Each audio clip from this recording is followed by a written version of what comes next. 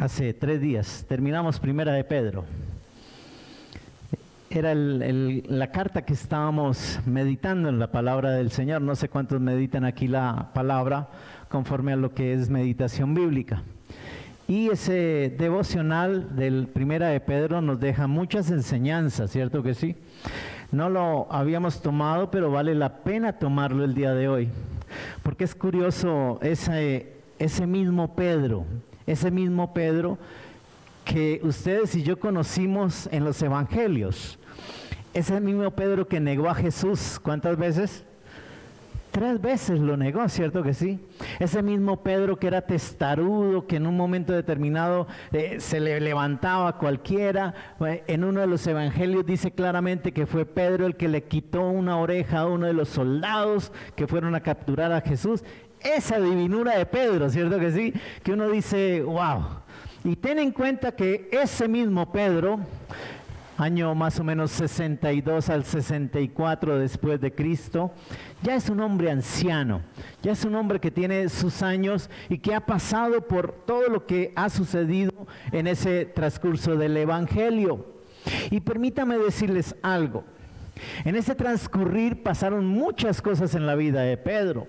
Pudieron pasar muchas circunstancias, pudo haber sido que se haya desanimado en muchas ocasiones, pudo haber cometido errores, porque por ahí en Gálatas hay como una discusión con Pablo, o sea, pudieron pasar muchas cosas, pero si hay algo especial en esa primera carta de Pedro, es cómo él llama a animar a los cristianos. Entonces, teniendo en cuenta ese personaje que conocemos como testarudo, como que simplemente ese hombre tremendo, duro, que de pronto es muy metido en las cosas y todo eso, ahora lo vemos más aplacado. En el capítulo 5, no recuerdo el versículo ahorita, pero el capítulo 5 nos habla que está en Babilonia. Pero no significa que es esa Babilonia la que conocemos. Hace una referencia de Babilonia como si fuera Roma. Es Roma como tal, entonces está en la iglesia de Roma. Y él está propiamente allí pastoreando la iglesia en Roma como tal. Aparece un tal Nerón, ¿cuántos recuerdan la historia de Nerón? Y Nerón empieza en cierta manera ¿a qué? A perseguir a los cristianos. Uno de los primeros que captura es a Pedro. Nerón lo captura como tal y lo manda a una cárcel y de allí no vuelve a salir este Pedro. Pero deja esta carta y esta carta, a pesar de que tiene mucha riqueza, yo quiero sacar el día de hoy algo bien especial. Y le he llamado el llamado a los perseguidos. El llamado a los perseguidos. Ahora, yo les digo algo, en ese momento era muy especial. ¿Por qué? Porque empieza la persecución de Nerón contra la iglesia de Jesús, contra la iglesia que estaba allí. Y esa persecución, por supuesto, traía muchos acontecimientos tremendos. La cantidad de muertes que se veían a diario por el simplemente hecho de decir, soy seguidor de Jesús. Entonces, ese llamado a los perseguidos nos da un entonamiento de lo que puede pasar también en tu vida y en la mía hoy. Damos gracias a Dios. Hoy la persecución no es de esa manera, pero que la hay. Que tenemos persecución, la tenemos. Yo no sé si lo crean. Muchas ocasiones pasan en tu casa, en mi casa, que hay persecuciones. ¿Por qué? Porque simplemente somos cristianos. Por el hecho de ser cristianos. Yo no sé si a usted le preguntan alguna vez, ¿quién me mandó a mí ser cristiano? Pues nadie nos mandó. Simplemente fue un llamado del Señor y por gracia y misericordia somos cristianos o seguidores de Cristo. Yo no sé si lo crean. Lo mismo pasó con Pedro en su momento y por supuesto eso nos trae a darnos una enseñanza bien especial. Lo tomo del capítulo 1, por favor, capítulo 1, y vamos a leer los versículos 13 al 16. Recuerden, el llamado ¿a qué? ¿A los qué? Perseguidos, los llamados, el llamado a los perseguidos. Dice el versículo 13, En el nombre del Padre, del Hijo y del Espíritu Santo. Por tanto, ceñid los lomos de vuestro entendimiento. Sed sobrios y esperad por completo en la gracia que os traerá cuando Jesucristo sea manifestado. Como hijos obedientes, no os conforméis a los deseos que antes teníais, estando en vuestra ignorancia, sino como aquel que os llamó es santo, sed también vosotros santos en toda vuestra manera de vivir. Porque escrito está, sed santos porque yo soy santo. Amén. Vemos tres cosas aquí en este pasaje, tres cosas. El primero es versículo 13 y le podemos llamar como un llamado. Le podemos decir que es un llamado. ¿Y es un llamado a qué?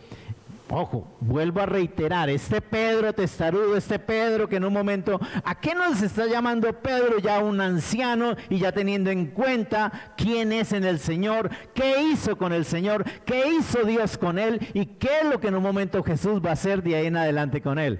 Porque recuerden que Pedro muere y él dijo, yo no soy digno de morir como murió mi maestro, así que denme la vuelta. Él muere en una cruz también crucificado, pero dicen, así no muero yo porque así murió mi maestro, así que denme la vuelta, y él murió con la cabeza hacia abajo.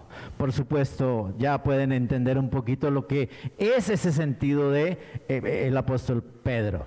Ahora, ¿llamado a qué? El llamado a qué, versículo 13. Por tanto, ceñid los lomos de vuestro entendimiento.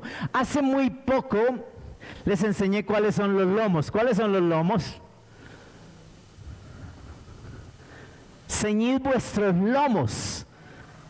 ¿Y de qué me está hablando ahí? ¿De qué me está hablando ahí?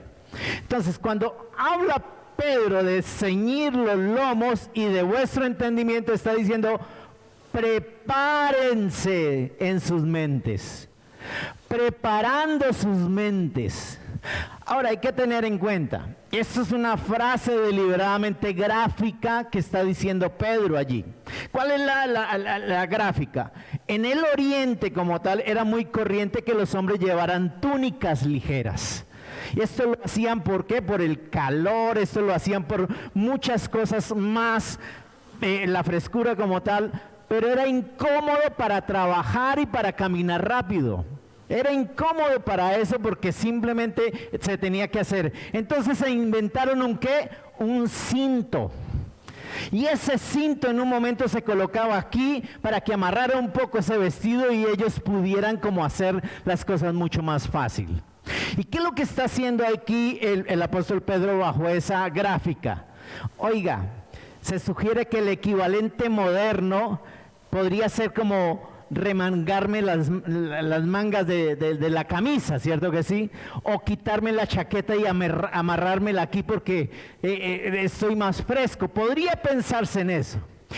Pedro está diciéndole a los que están ahí que hay que estar dispuestos para una ardua tarea, y no es una tarea en el sentido de trabajar, sino es una tarea intelectual. Es una tarea que en un momento merece mucho la mente. ¿La mente de quién? De aquellos que hemos creído en Cristo Jesús. Y ese es el primer tema que le está diciendo. Oiga, ¿vamos a qué? A hacer una ardua tarea, pero la tarea va a ser intelectual. No se debe nunca conectar uno con una fe disminuida o inquietada, porque hay que proponerse a levantarse en la ayuda entre todos para salir del fondo de esta situación que están pasando. ¿Cuál es la situación? La persecución. Ahora, puede que eso nos lleve a descartar algunas cosas, iglesia, de decir, no, eso no está pasando hoy, gracias a Dios. Ahora, lo que yo quiero preguntar hoy es, ¿alguien comete errores acá? ¿Alguien comete errores? ¿Y por qué cometemos errores? ¿Por qué será? Dile al que tiene al lado, por mis pensamientos, por mi mente. ¿Cuánto lo cree? ¿Y qué es lo que me está diciendo ahorita? Preparen sus mentes. preparen sus mentes, porque lo que viene de aquí en adelante es que ciñe esos lomos, pero los lomos de entendimiento. Entienda quiénes son ustedes hoy en día. Entienda en quién están creyendo el día de hoy. Puede estar Nerón persiguiéndolos, pero ustedes creyeron en ese Jesús, y Jesús se va a encargar de que sus mentes tengan la mente de Él para que puedan salir de toda circunstancia. ¿Me estoy dando a entender en esta noche? Ahora, lo que le queda a uno será que el sentido de la manera de que nadie se lo va a poder quitar nunca. Lo que queda en tu mente, lo que queda en tu pensamiento, lo que en un momento está diciendo Pedro, oiga, yo pude pasar por todas esas circunstancias de negar a Jesús, de hacer lo que sea, pero hoy mi mente está conectada con Cristo. Y la invitación que hace Él, la primera invitación es, conecta, ciñe lo que es los lomos de la mente con la de Cristo. Cuando tú ciñes esa mente con Cristo, va a ser muy difícil que los ataques tengan efectividad en tu vida y en la mía. Yo no sé si lo creen acá. Entonces esa primera parte empieza a decirles de esa manera. Pero la segunda, de ese mismo punto, el inciso B. ¿Qué más les dice? Sean ¿qué? Sed ¿qué? Sobrios. Sed sobrios. ¿Qué significa para ti ser sobrio? ¿Qué será ser sobrio? Pégale un codazo al que tiene, dígale no se emborrache. ¿Alguien lo recibió? ¿Qué significa eso? Ser sobrios. Que deben de mantener un juicio equilibrado, que debe haber un juicio en tu vida y en la mía que tiene que ser equilibrado. Yo no sé si lo crean. Mire, le es fácil al cristiano dejarse llevar por esta circunstancia y en este tema. ¿Por qué? Porque este o aquel entusiasmo repentino me llama la atención. Estas invitaciones que vienen por aquí y por allá me llaman la atención. Entonces cuando dice, ciñe tu mente y seas sobrio, es que tienes que mantener el equilibrio. ¿Por qué? Porque van a venir invitaciones ¿a qué? A emborracharme. Y yo te digo algo, esta época es buena para eso.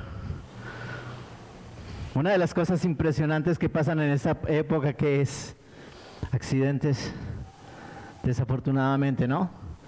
Muertes. Primer día hay una mano de quemados de una vez, porque no se guarda un ¿qué? Equilibrio. Porque no hay un equilibrio. Y es lo que le está diciendo Pedro a todos: sean sobrios. Mire, con la última moda que en un momento podamos tener, con la manía que teníamos, ya tienes que empezar a que tu mente empiece a tener ese requerimiento de equilibrio para que no vuelvas a lo mismo antes. Es lo que está diciendo Pedro allí. Pedro les exhorta a que mantengan la compostura esencial que les es propia a los que saben y a los que creen en ese Jesús. Yo no sé si lo crean. Pastor, es que yo allá en la mesa, mientras tengo la botella, hablo de Cristo. Ah, qué lindo. No, sed sobrios. Sed sobrios. ¿Y por qué tengo que ser sobrio? ¿Por qué me ciño los lomos con qué? Con el entendimiento de Jesús. ¿Y por qué tengo que ser sobrio? ¿Por qué? Porque viene una tercera cosa ahí. Porque ustedes y yo contamos con una esperanza. Ya no sé si lo creyeron aquí. Porque ustedes y yo, ojo, tenemos esperanza. ¿En medio de qué? De cualquier circunstancia que esté pasando. Pedro les está diciendo, oiga, sean sobrios en tu entendimiento. Oiga, cíñense en tu entendimiento, sean sobrios en un momento determinado en el equilibrio. ¿Por qué? Porque los únicos que podemos tener esperanza somos ustedes y yo. Y eso es lo que está diciendo. ¿Cuándo? ¿Cuándo vamos a tener esperanza? Cuando Cristo se manifieste. Y eso es lo que está diciendo en el resto del versículo. Y esperad por completo en la gracia que os traerá cuando Jesucristo, ¿qué? Sea manifestado. Esa es la gran característica de un cristiano, el vivir con esperanza. No sé si lo creyeron. El vivir con esperanza. Sabemos que hay ataques, sabemos que hay dificultades, sabemos que hay muchas cosas que no he podido. Pero cuando yo tengo mi entendimiento claro con Jesús y lucho para mantener ese equilibrio, permítame decirle, hay esperanza en tu vida y en la mía. Va a haber una esperanza en ti y en mí. Yo no sé si lo creyeron. Ahora, ¿y por qué vive esa esperanza? ¿Por qué vive esa esperanza? ¿Para qué servirá esa esperanza? Yo quiero que le digas al que tiene al lado, para soportar las pruebas del presente. Para soportar las pruebas del presente. Iglesia, ustedes y yo tenemos ataques, ¿o no? Entonces no puedo decir que es que Pedro se inventó eso para el momento nomás, porque la palabra es viva y eficaz, ayer, hoy y por los siglos de los siglos. Entonces me sirve para el día de hoy también. Y cuando Pedro está hablándome de esa manera, me está diciendo, oiga, ustedes van a poder soportar, van a poder luchar, van a poder tener esfuerzo, van a trabajar, van a mantenerse seguros, van a conducirse muy bien para todos lados donde vayan, porque todo está conectado con Cristo Jesús. Y eso empieza a manifestarse cuando ustedes y yo decimos somos cristianos. Ya no sé si lo creyeron. Coloco un ejemplo, es por eso que el atleta se somete duramente a entrenamiento. Es por eso que el estudiante, si quiere sacar los mejores resultados, se dedica al estudio. Para el cristiano, lo mejor está por venir. Porque eso te llena a ti y me llena a mí de que hay esperanza. Pastor, no la veo por ningún lado. Ya el sinvergüenza se ha ido desapareciendo ahorita en diciembre. No, yo creo en mi Cristo y mi Cristo se va a manifestar en mi vida, en mi casa y en mi familia, y yo lo creo así en el nombre de Jesús. Amén. Entonces, puede entrar a vivir, ojo, puede vivir con agradecimiento por todas las misericordias que hemos tenido del pasado. Puedo vivir diciendo, este año de 2024 fue una bendición, pero con resolución de aceptar los desafíos del presente y con una esperanza bien segura de que en Cristo lo mejor está por venir todavía. Y yo lo creo así. Todavía quedan 20 días, los cuales veremos la gloria de Dios. Ya no sé si lo creyeron. Hay una segunda cosa. La primera es que, dile al que tiene al lado, un llamado. Ese versículo 13 es un llamado. ¿Y un llamado de Pedro a qué? A que no hagan lo mismo que hizo él. A que a pesar de los años, eso nos va llenando cada día más, y que cuando estemos llenos veremos más la gloria de Dios. Pero una segunda cosa, versículo 14.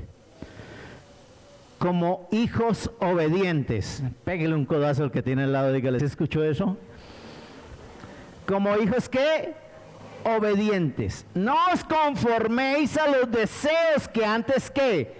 Teníais, estando en vuestra, ¿qué? Ignorancia. Siendo que ahora somos hijos, no nos conformemos a los deseos que antes teníamos. ¿Sabe qué me está diciendo Pedro ahí? Tu vida y mi vida no vale nada sin Cristo. Pero cuando tú y yo tenemos a Cristo Jesús, esa vida se fortalece para seguir adelante y declarar que hay mejores cosas en Dios. Entonces, yo no sé cuántos se acuerdan del mundo pasado. ¿Cuál mundo pasado, pastor? La vida pasada.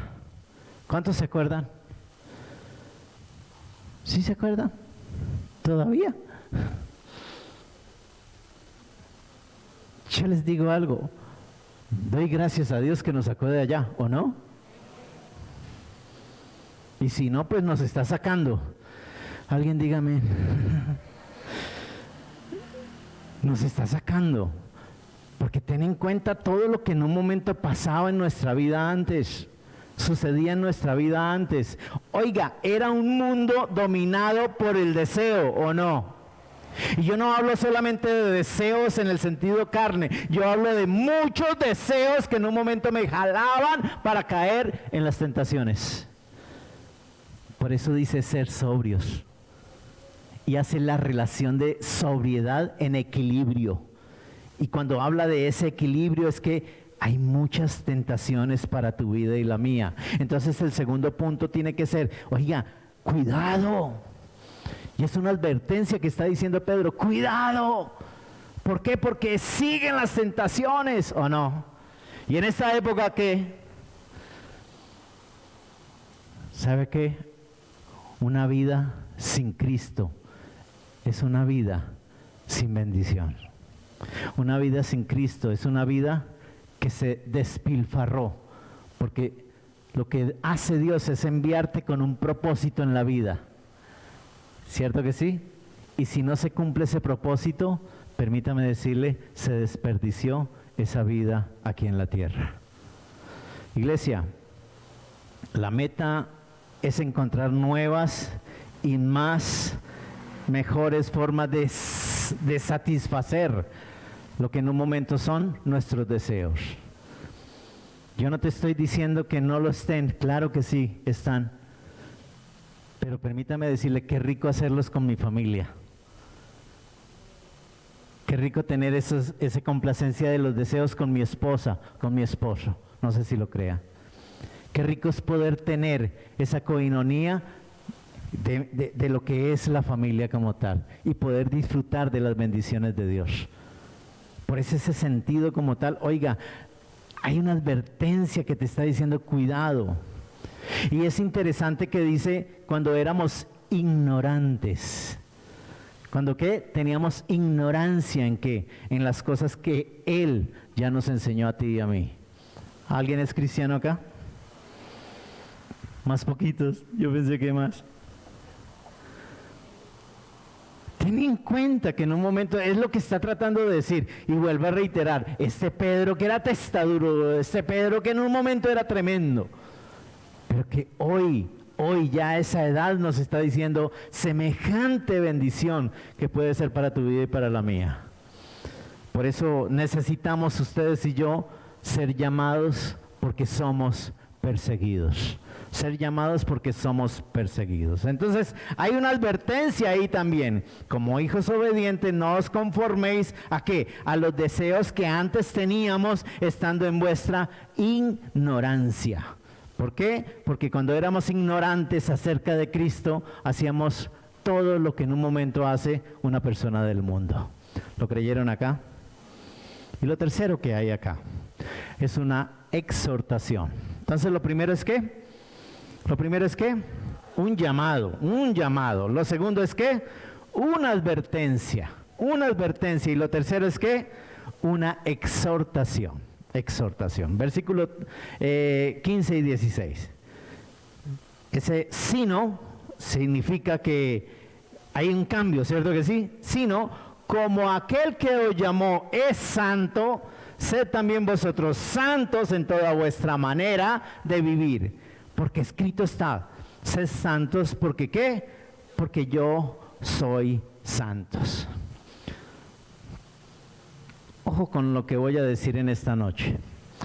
El ser escogido de Dios es entrar no solo a un gran privilegio, sino también en una gran responsabilidad. Ojo con lo que estoy diciendo. El ser escogido de Dios. ¿Cuántos somos escogidos de Dios? Y eso para nadie es malo, ¿cierto que sí? Para nadie es malo, porque ustedes y yo somos escogidos de Dios. Amén. Pero no es solamente un gran privilegio, porque es un privilegio ser apartado y separado para Dios. Es un gran privilegio. No solamente eso, sino también es una gran responsabilidad que ustedes y yo tenemos. Y eso Pedro lo está dejando allí. Pedro recuerda el antiguo mandamiento que estaba en la base de toda la religión hebrea como tal. Dios insistía e insistía en que su pueblo fuera santo porque Él era santo.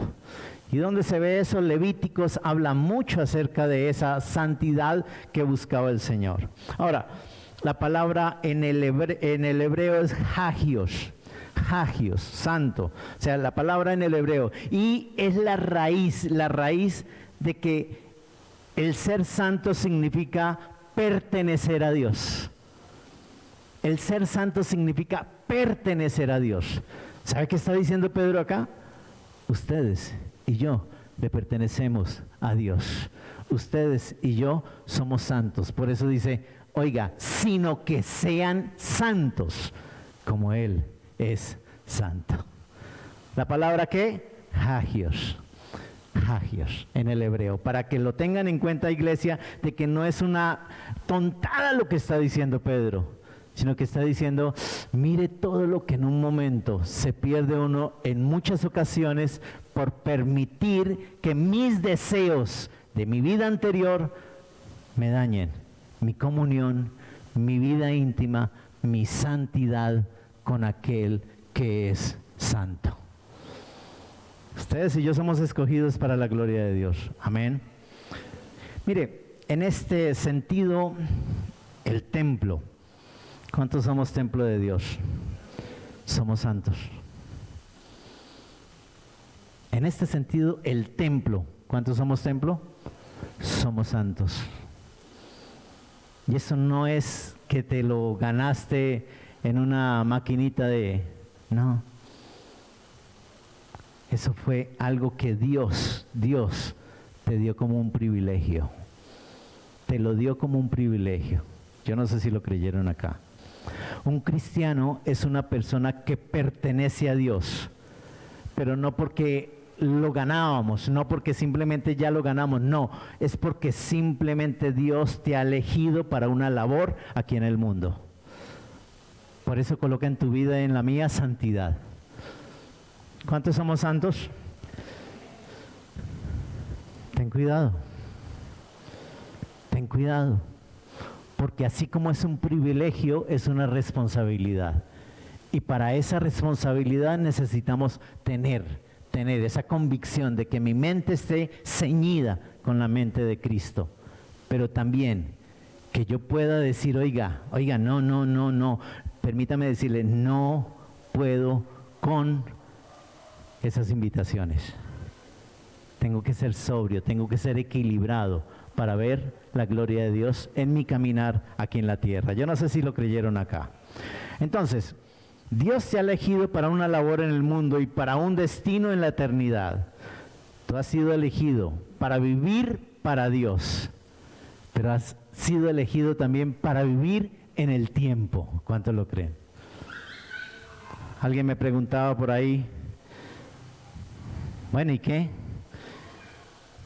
3 años y medio de tribulación, 3 años y medio de gran tribulación, ¿dónde vamos a estar?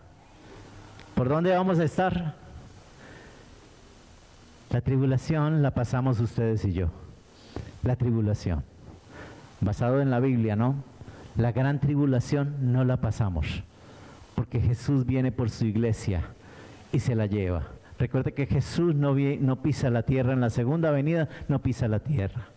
Lo dice claramente la palabra, que Él se queda en el cielo y que todo ojo lo verá, todos lo verán, pero Él escogerá a los suyos y se los llevará. ¿Y a qué se los lleva? A reinar en el cielo, a reinar desde el cielo. Entonces, ten en cuenta en cierta manera lo que me está diciendo Pedro acá. Oiga, tú has sido elegido para vivir para Dios y para la eternidad. Y para una eternidad. ¿Cuál es el problema? ¿Cómo nos comportamos por este paso por aquí en la tierra? ¿Cómo en un momento caminamos para Dios aquí en la tierra? Y cuando vamos en esta eternidad, es con Él hacia la eternidad. Es con Él. Entonces, tiene que ser algo tremendo de que tú empieces a recapitular diciendo, ¿en qué puedo estar fallando? Porque yo quiero mi salvación, porque yo deseo mi salvación, porque Dios me hizo santo como Él es santo para vernos allá en el cielo, todos juntos y glorificar el nombre de Dios. Yo no sé si lo crean. Miren, el mundo tiene que obedecer las leyes de Dios. En el mundo tenemos que reproducir la vida que Dios nos ha dado. Al cristiano se le encomienda la tarea de ser diferente. ¿Alguien lo creyó? Pégale un codazo al que tiene al lado, despiértelo, de paso dígale, usted tiene que ser diferente. Usted tiene que ser diferente, porque es la tarea que nos encomendó el Santo que te llamó a ti y a mí a la santidad. Yo no sé si lo creyeron. ¿Cómo termina Pablo entonces? Sino como aquel que os llamó es santo, sed también vosotros santos en toda vuestra manera de vivir, porque escrito está, sed santos, porque yo soy santo. Si lo quieren leer, Levíticos capítulo 11, versículo 44 nos habla acerca de la santidad como tal. Levíticos 11, versículo 44. Y hay otros versículos ahí en Levíticos que nos hablan mucho acerca de lo que es la santidad de Dios. Iglesia, este hombre, anciano ya, en sus años como tal, siendo pastor, puede ser de la iglesia de allí, nos deja semejante responsabilidad. Semejante responsabilidad. Recuerden que él la votó. Al comienzo de su ministerio la votó. ¿Y por qué la votó? Porque Jesús le dijo, oiga, tú eres Pedro, roca, piedra, porque en ti será ¿qué? Edificada mi iglesia. ¿Cuántos recuerdan eso? Y cuando muere Jesús, ¿qué pasa con Pedro? Se va a pescar de nuevo. Allá lo encuentra Jesús pescando y le dice, ¿qué haces acá? Si tú eres pescador de hombres. Y este mismo Pedro, ya después de muchos años, te está diciendo a ti y a mí, en esta carta, recuerden la responsabilidad. Recuerden que es un privilegio grande, pero es una responsabilidad. ¿De qué? De terminar bien la carrera. De estar ahí luchando y luchando, ¿para qué? Para terminar la carrera, no ganarla, porque ya hay alguien que la ganó por ti, por mí. Y ese que la ganó allá está diciéndote, vamos, que sí se puede. Yo extiendo mi mano, dice Jesús, para ayudarte a que salgas adelante en esta carrera en la cual quiero que termines conmigo. ¿Alguien lo creyó acá? Iglesia, recuerden algo, el cristiano se le encomienda la tarea de ser diferente. ¿Lo creyeron? Ponte sobre tus pies y oramos en esta noche dándole gracias a Dios por su palabra. Espero que haya quedado ese primera Pedro bien especial, por supuesto enseña muchas cosas más, pero traje esto porque es bien específico para el día de hoy. Y más para este tiempo, porque vuelvo a reiterarlo, ¿no? Ya empieza a verse la iglesia más vacía. ¿Qué será, no? ¿Por qué será? Se van a vaciar. Les pueden, los agarra. Que el Señor nos ayude, porque si hay algo especial, es que tu vida y mi vida fue cambiada por ese Jesús que murió y regó su sangre por ti y por mí. Así que tu vida es cambiada, ¿para qué? Para mejores cosas, para lo mejor. Pero recuerden que esa lucha debe ser tuya y mía, declarando que ese Dios santo está en mí, y que a través de esa santidad de Él, yo soy santo para su gloria y para su honra. Padre, yo te doy gracias en esta noche, bendigo, Señor, tu santo nombre que nos visita con tu Santo Espíritu, Padre Celestial, y nos ministra con amor, con gracia, con favor. Oh Dios poderoso, te damos honra y alabanza en esta noche. Sé tú, Señor, confirmando y afirmando lo que aquel hombre dejó allí escrito, Señor. Lo que este hombre, Señor, vivió durante su ministerio y que cuando ya estaba en sus años dijo, yo tengo que compartir esto con aquellos que están pasando tribulación, con aquellos que están pasando persecución.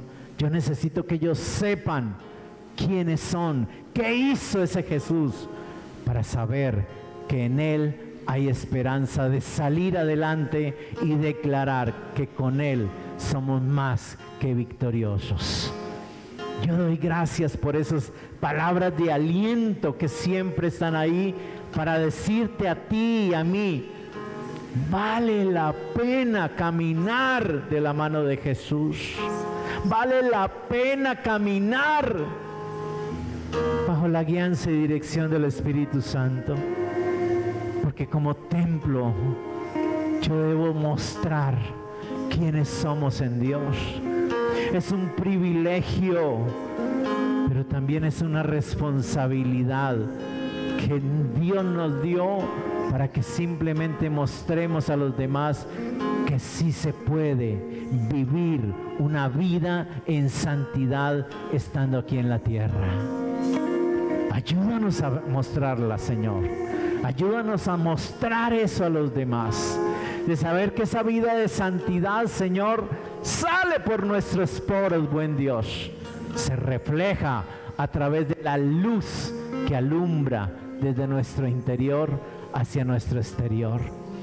Yo te pido que hoy, Señor, nos ayudes, porque Padre Celestial, las tentaciones están, las persecuciones están, pero hemos creído, Señor, que vale la pena seguir a Cristo, que vale la pena, Señor, seguir los pasos de nuestro Salvador. ¿Alguien lo cree en esta noche?